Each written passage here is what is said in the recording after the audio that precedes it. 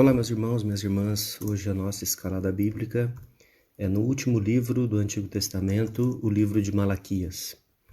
Esse livro ele tem sido muitas vezes lembrado, especialmente pelo seu capítulo 3, quando ele fala a respeito da questão dos dízimos e das ofertas. Mas esse livro, como nós vamos ver hoje, ele tem muitos outros alertas e ensinos que nós precisamos nos atentar.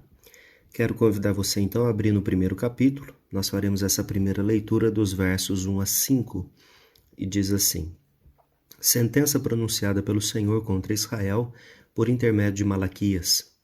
Eu vos tenho amado, diz o Senhor, mas vós dizeis: Em que nos tem amado? Não foi Esaú, irmão de Jacó? Disse o Senhor: Todavia amei a Jacó, porém aborreci a Esaú. E fiz dos seus montes uma assolação, e dei a sua herança aos chacais do deserto. Se Edom diz: Fomos destruídos, porém nos tornaremos a edificar as ruínas, então diz o Senhor dos Exércitos: Eles edificarão, mas eu destruirei.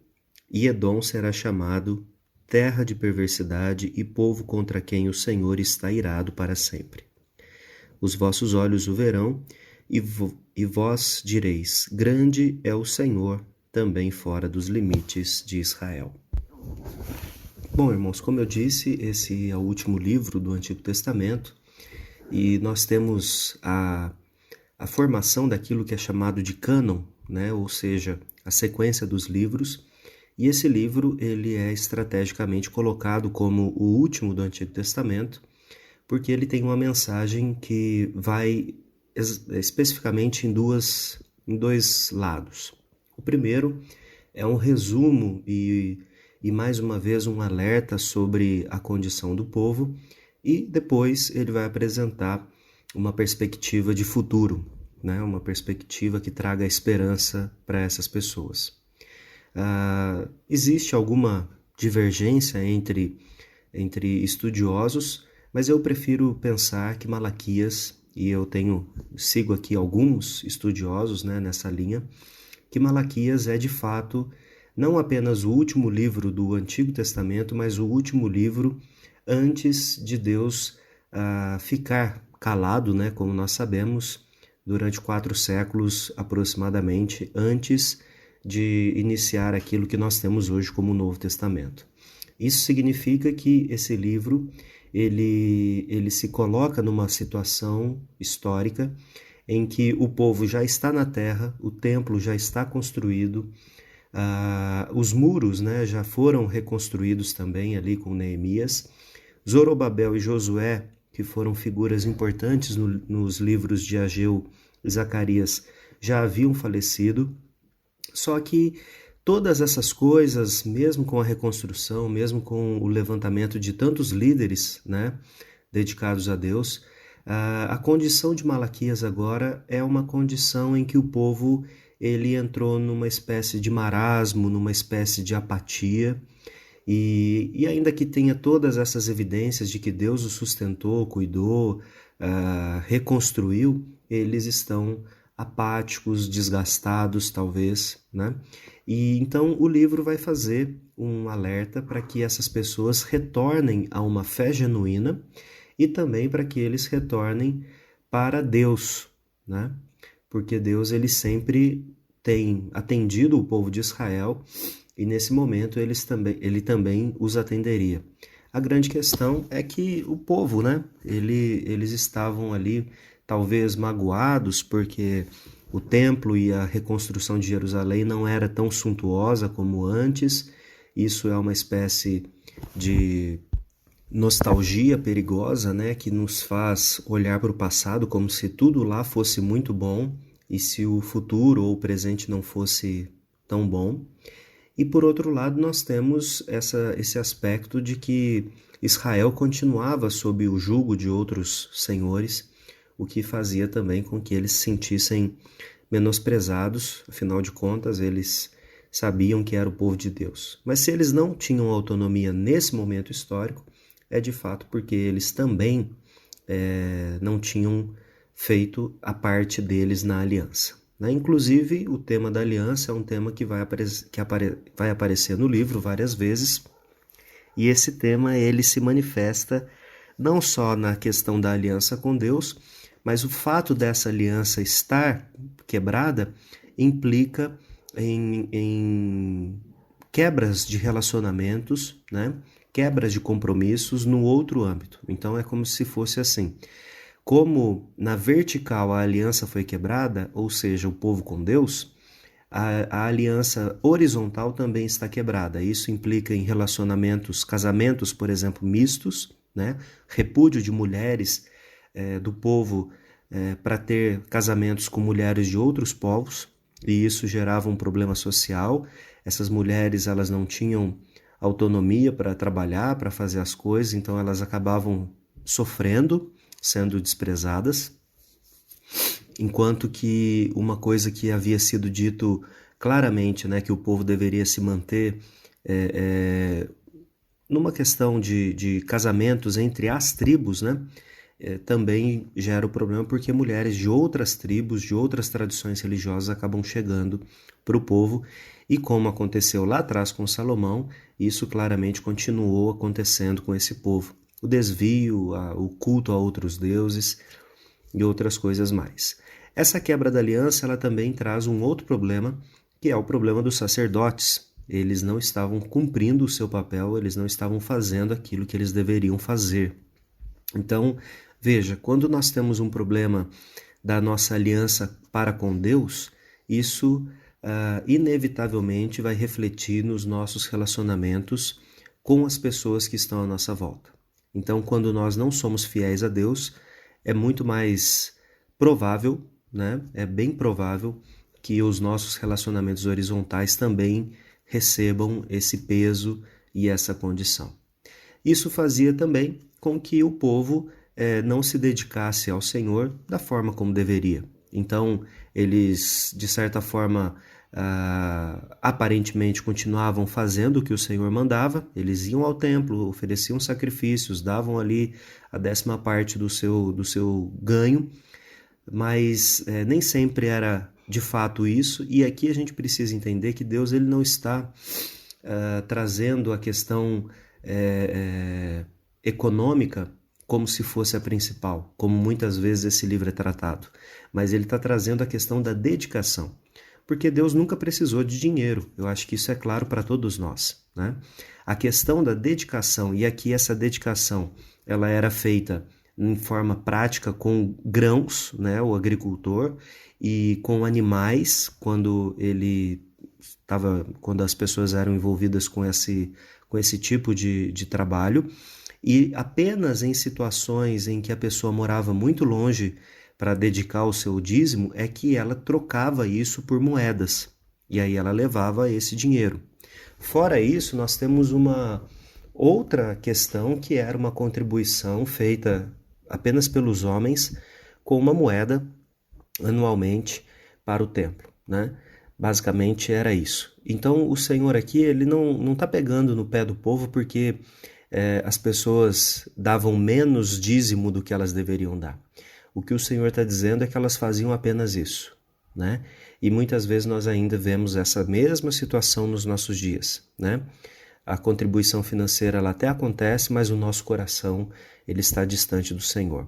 Então, o livro de Malaquias, irmãos, ele é muito mais do que um livro para ser usado na liturgia como uma forma de tentar convencer os irmãos da igreja a dar o dízimo. Eu acredito que nós precisamos ler o Novo Testamento, e no Novo Testamento nós não encontraremos um mandamento dizendo dei o dízimo, mas nós temos inúmeros mandamentos. Eu diria que todas as páginas do Novo Testamento falam a respeito de uma consagração total. Quando o nosso coração é consagrado a Deus, nós não temos problemas em dar 10, 20, 30%, porque nós entendemos que tudo é de Deus, né? Então, não é a questão de contar, como Jesus falou, né? Que os fariseus contavam até o dízimo das folhas menores ali, da hortelã, do cominho, e tinham um coração afastado dele, né? Então, nós precisamos entender que, como crentes, como cristãos hoje, a nossa dedicação a Deus ela é total, da nossa mente, da nossa capacidade de pensamento e reflexão, do nosso aspecto físico, daquilo que implica na nossa vida nos ganhos financeiros, absolutamente tudo é de Deus. Nós somos apenas mordomos daquilo que Ele colocou nas nossas mãos. Então, nós entendemos como igreja que essa questão do dízimo, que é descrita no Antigo Testamento, é um parâmetro razoável para que a igreja possa se manter, planejar, fazer as coisas, mas no aspecto que implica na nossa relação com Deus, 10% é pouco. E não sou eu que estou dizendo, Deus é quem disse que é pouco, porque Ele exige que o seu povo lhe dê 100%. Né? Deus nunca ficou encantado ou lisonjeado porque alguém deu uma oferta. Né? Na verdade, o que importa para Deus é que o nosso coração esteja completamente nas mãos dele. Dito isto a respeito dessa questão, irmãos, que muitas vezes é o que relaciona o livro, nós podemos partir aqui para algumas lições que o livro nos traz. Bom, a primeira delas, eu penso que é o aspecto de que o amor de Deus e a justiça de Deus, eles não mudam, né? Então, Deus elegeu o seu povo e no momento de acertar as contas, isso tudo vai ser colocado. Então, esse povo que reclamava porque as coisas não eram como antes, eles serão confrontados com aquilo que Deus deu neste momento histórico para eles. Né?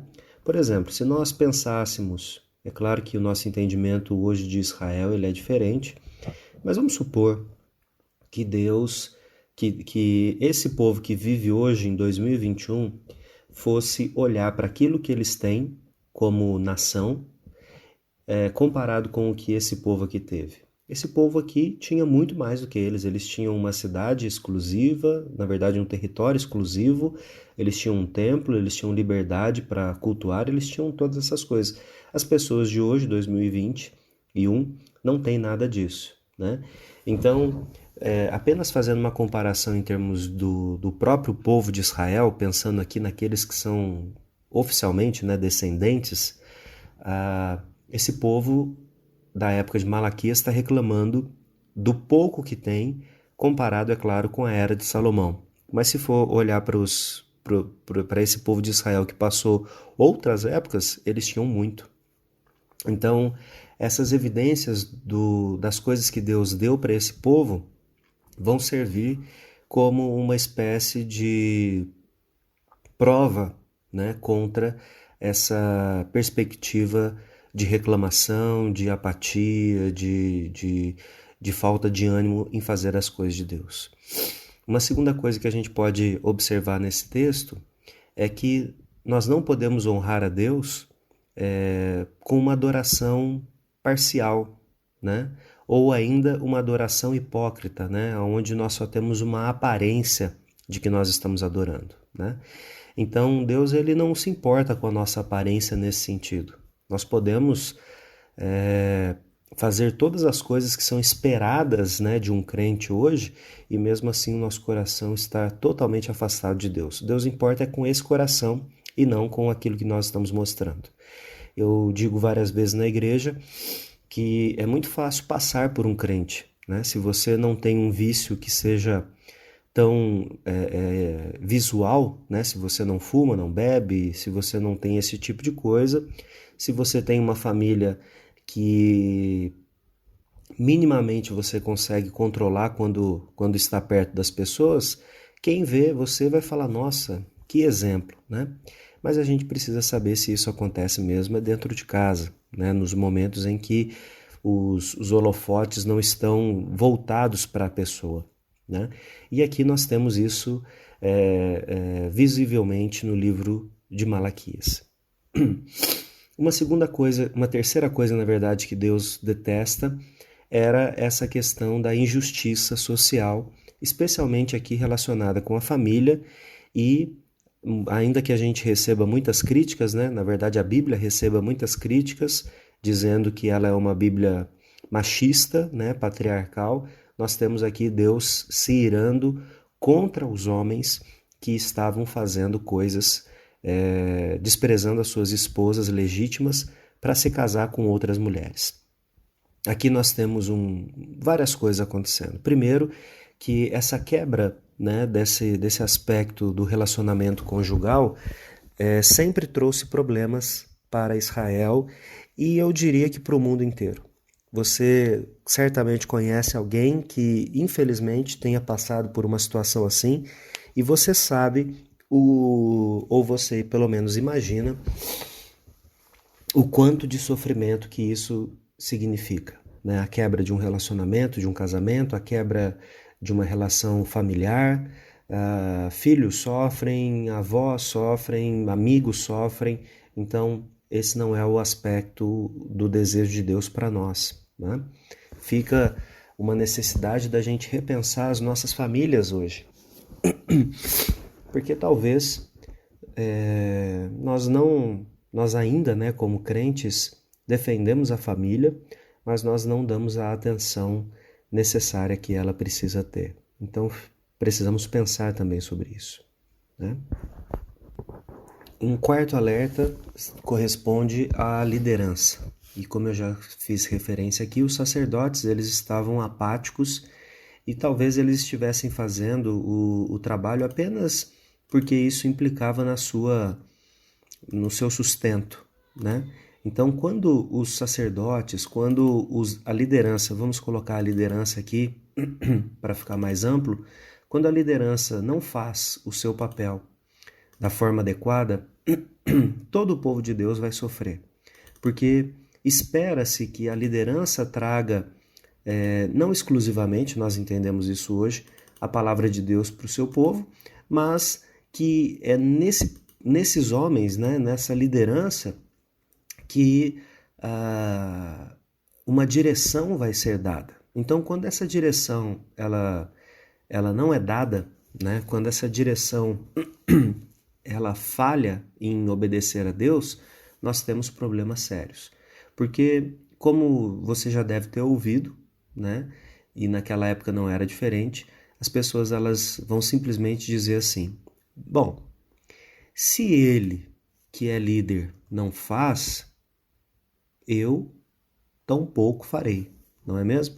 Então, a ideia é que se Deus se Deus não, né? Se essas pessoas não estão honrando a Deus, então não importa, a gente pode fazer aquilo que a gente quiser, porque tá liberado, né? E aí a gente precisa tomar cuidado com isso, porque esse aspecto vai ser cobrado da liderança e nós não podemos fugir disso.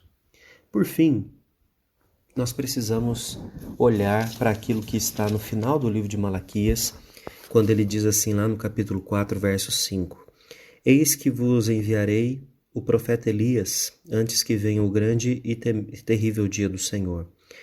E ele converterá o coração dos pais aos filhos, e o coração dos filhos a seus pais, para que não venha e fira a terra com maldição. Nós temos aqui, irmãos, uma palavra que termina o livro trazendo uma esperança. Nós sabemos que lá nos evangelhos, esse Elias, né, muitas vezes ele é